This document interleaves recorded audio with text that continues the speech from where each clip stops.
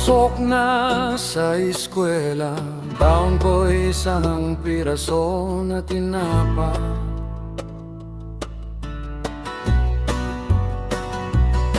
Pampatalino daw, sabi ni Papa, dahil ito'y masustansya na isda at may taglay daw na omega. Sa isang linggong pasok sa eskwela,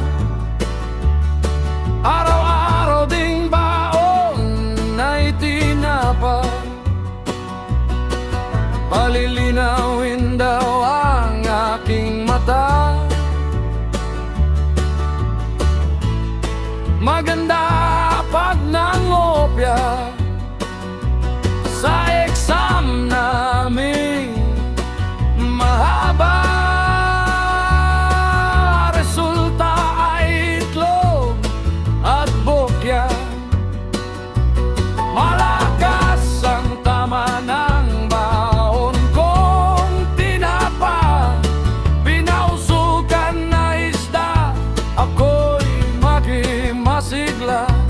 Laging ang simot, pati tinik at mata, amoy at lasa ng isda, parang chongki ko na.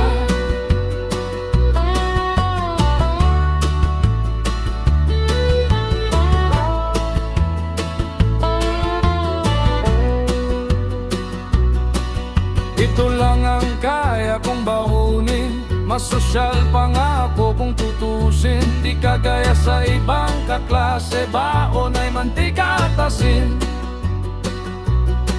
Kaya ako'y mapalad at swerte pa rin.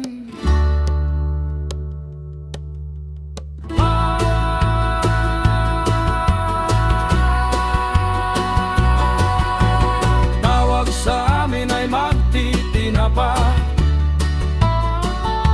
pagkat yan ang ikinabubuhay naking pamilya.